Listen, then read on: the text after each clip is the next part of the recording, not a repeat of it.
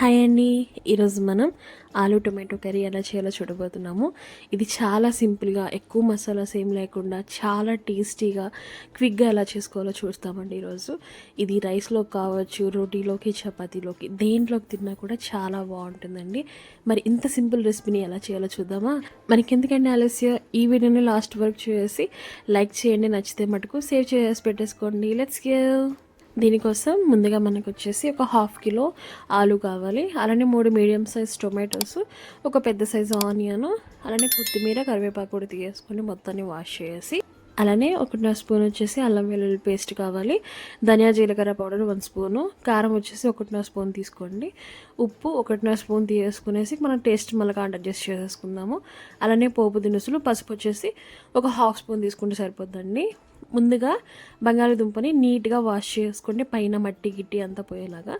ఇప్పుడు వీటిని చిన్న చిన్న ముక్కలుగా కట్ చేసుకోండి. ఒక్కొక్క ఆలుని ఒక 8 పీసెస్ లాగా చేసుకొని ఒక బౌల్లో వేసేసుకొని, అవి ఒక గ్లాసు వాటర్ వేసుకొని కొద్దిగా సాల్ట్ యాడ్ చేసుకొని, వాటిని మొత్తం కూడా మనకు సాఫ్ట్గా అవ్వాలని, మెత్తగా ఉడికేంత వరకు మనం వీటిని ఉడకనిచ్చుకోవాలి. ఈలోపు ఏంటంటే మీరు టొమాటోస్, ఆనియన్స్ ఇవన్నీ కట్ చేసేసి పెట్టేసుకోండి. బంగాళదుంప ఉడికింది లేదనేసి ఒకసారి చెక్ చేసుకొని మధ్య మధ్యలో అప్పుడప్పుడు ఒకసారి కలుపుకుంటూ మనం కనుక ఇలా ఏదైనా షార్ప్ ఆబ్జెక్ట్ తీసుకొని ఇలా కనుక గుచ్చి చూసామంటే సాఫ్ట్గా అయితే ఇంకా వాటిని ఫ్లేమ్ ఆఫ్ చేసుకునేసి వాటిని వడపోసేసుకునేసి ఇలాగ మొత్తం కూడా పైన స్కిన్ తీసేసుకోవాలండి నీట్గా నేను చూపిస్తున్నట్టుగా. సో ఇలాగ అన్నీ తీసేసుకొని పక్కన పెట్టేసేసుకోండి. ముందుగా ఒక పాట్ తీసేసుకొని అందులో ఆయిల్ వేసేసుకోవాలండి, ఫ్లేమ్ ఆన్ చేసుకొని. ఇప్పుడు ఆయిల్ కాస్త కాగనిచ్చేసి అందులో పోపు దినుసులు యాడ్ చేసుకోవాలి. అవి చిటపటమని వేగిన తర్వాత ఇందులో కరివేపాకు యాడ్ చేసుకోవాలండి. కరివేపాకు వేసేసిన తర్వాత ఇందులోనే మనం సన్నగా కట్ చేసుకున్నటువంటి ఆనియన్స్ యాడ్ చేసుకోండి. ఆనియన్స్ని నీట్గా బాగా కలుపుకుంటే మధ్య మధ్యలో అదే ఆయిల్లో బాగా ఫుల్గా గోల్డెన్ బ్రౌన్ కలర్ వచ్చేంత వరకు మనము ఫ్రై చేసుకోవాలి. కాస్త వేగనిచ్చేసి ఇందులో మనం ఏంటంటే ఒక 1/2 స్పూన్ సాల్ట్ యాడ్ చేసుకునేసి ఒకసారి మొత్తాన్ని కూడా మనం ఒకసారి కలిపేసేసుకోవాలండి. సో ఇలా కలిపేసేసుకుంటూ మనము చూసారు కదా గోల్డెన్ బ్రౌన్ కలర్ వచ్చేంత వరకు మనం ఫ్రై చేసుకున్నాము. ఇప్పుడు ఇందులో మనం 1 స్పూన్ అల్లం వెల్లుల్లి పేస్ట్ యాడ్ చేసుకోవాలి. అల్లం వెల్లుల్లి పేస్ట్ని ఆయిల్లో నీట్గా బాగా కలిపేసేసుకోవాలండి. సో ఇలాగ అల్లం పేస్ట్ మొత్తం కూడా బాగా కలిసేసి కాస్త పచ్చివాసన పోయేసి ఆయిల్ అంతా పైకి తేలేటప్పుడు ఇందులోనే మనము పసుపు కూడా యాడ్ చేసుకోవాలి. పసుపు వేసేసిన తర్వాత మనం సన్నగా కట్ చేసుకున్నటువంటి చిన్న చిన్న ముక్కలు ఉంటాయి కదా టొమాటో, అది కూడా యాడ్ చేసుకోవాలి. సో టొమాటో వేసిన తర్వాత మొత్తాన్ని ఇలాగా ఆ ఆయిల్లో ఆ టొమాటోస్, ఆనియన్స్ మొత్తం కూడా బాగా కలిసేలా కలిపేసేసుకునేసి వితౌట్ వాటర్ కాసేపు మూత పెట్టుకొని దీన్ని బాగా మగ్గనివ్వాలండి. అప్పుడు ఇందులో కాస్త మగ్గిన తర్వాత ఇంకొక 1/2 స్పూన్ సాల్ట్ యాడ్ చేసుకునేసి ఒకసారి మొత్తాన్ని ఇలాగా మ్యాష్ చేసినట్టుగా మనం తీసుకునే గెరిట్ ఉంటుంది కదా కర్రీది, దాన్ని ఒకసారి ఇలాగా ప్రెస్ చేస్తే మనకు మ్యాష్ చేస్తే సరిపోద్ది. సో ఇలా చేసుకుంటూ మధ్యలోనే మనం ఏంటంటే ధనియా జీలకర్ర పౌడర్ కూడా యాడ్ చేసుకోవాలి.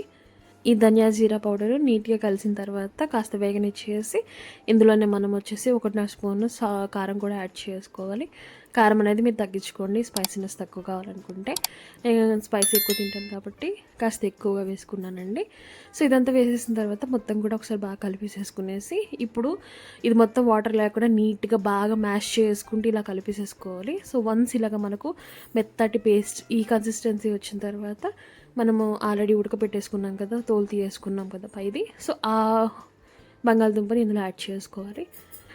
బంగాళదుంప పీసెస్ మొత్తం వేసేసిన తర్వాత ఒకసారి మొత్తాన్ని కూడా మనము ఆల్రెడీ కలిపి పెట్టుకున్న మసాలాలలో బాగా కలిపేసేసుకోవాలి.